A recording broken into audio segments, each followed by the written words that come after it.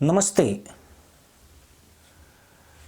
Israel और Hamas के बीच जारी संघर्ष में पाकिस्तान की मदरसा पॉलिसी ने फिर बड़ा खेल कर दिया है। खेल भी ऐसा कि दुनिया के मुल्ला देशों के साथ फिलिस्तीनियों में भी हड़कंप मचा हुआ है।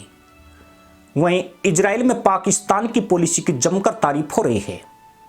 दरअसल पाकिस्तान की ओर से एक तरफ सार्वजनिक मंचों से गाजा के लोगों के लिए हमदर्दी जताई जा रही है, वहीं दूसरी तरफ पाकिस्तान सरकार ने इस मुद्दे पर अपनी चोंच बंद कर दी है। जबकि पाकिस्तान वही देश है जब कहीं भी किसी का तहमद फटता है तो पूरी मदरसा पैदाइश सुई धागे लेकर खड़ी हो जाती है।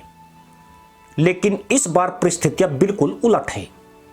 हाल ही में पाक सरकार ने अपने बैंकों को एक ऐसा देश दिया जिसने इजराइल को पाकिस्तान ने अपना मुरीद बनाया है। पाकिस्तान ने फिलिस्तीन के लोगों तक पहुंचने वाली मदद में बड़ा अड़ंगा लगा दिया है, जबकि भारत ने पिछले दिनों ही फिलिस्तीन को 30 टन राहत सामग्री भेजकर मुसलमानों की वाही वाही लेने की कोशिश की थी। पर मामला यहीं तक सीमित नहीं है। असल में पाकिस्तान की भिखारी मदरसा पैदाइश बढ़ चढ़कर गाजा के लोगों की मदद के लिए आगे आ रही है।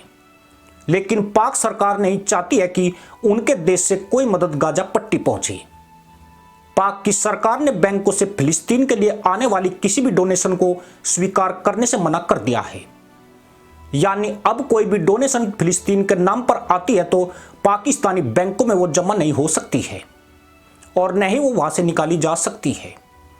इतना ही नहीं, सरकार उन बैंक अकाउंट को भी बंद करने जा रही है जिन्हें फिलिस्तीनी मुसलमानों की मदद के नाम पर विभिन्न बैंकों में खोला गया है।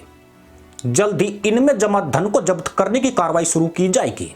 पाकिस्तान के इस एक्शन का मतलब यही है कि अब कोई भी जाहिल देश के किसी बैंक में फिलिस्तीन के लोगों को पैसा नहीं दे सकता है। आपको यह भी बता दें कि पाकिस्तान परोक्ष तौर पर इजराइल अमेरिका की इस युद्ध में मदद कर रहा है। उसका रवैया मुस्लिम देशों की समझ में भी नहीं आया है।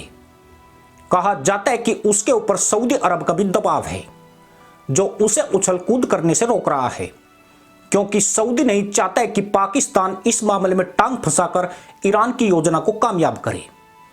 गाजा जंग की आड़ में ईरान मिडिल ईस्ट में अपना प्रभाव जमाने की कोशिश कर रहा है और मुस्लिम देशों को इजराइल के खिलाफ युद्ध में उतारने की चाल चल रहा है ताकि अमेरिका से इन देशों के रिश्ते खराब हो जाए, फिर तमाम इस्लामिक देशों पर वह अपनी धौंस जमा सके। पाक सरकार ने इससे पहले उन मुल्लाओं पर भी कार्रवाई की थी जो फिलिस्तीन के समर्थन में प्रदर्शन कर रहे थे। यही नहीं, हाल ही में पाकिस्तान क्रिकेट बोर्ड ने एक क्रिकेटर को डांटते हुए उससे ट्वीट डिलीट करा दिया था। इस ट्वीट में क्रिकेटर ने गाजा की जीत के लिए दुआ की थी। पाकिस्तान इस वक्त बेहद फूंक फूंक कर कदम उठा रहा है। 7 अक्टूबर के बाद इजराइल द्वारा शुरू की गई जंग में गैर आधिकारिक आंकड़ों में 50,000 से ज्यादा मुसलमान हूर मिलन अभियान पर निकल चुके हैं। इसमें बड़ी संख्या में बच्चे और महिलाएं मारी गई है, जबकि हजारों की तादाद में आतंक की जख्मी और बेघर हुए हैं। पाकिस्तान के नेताओं ने भी कई बार इजराइल से तुरंत जंग रोकने के लिए कहा है।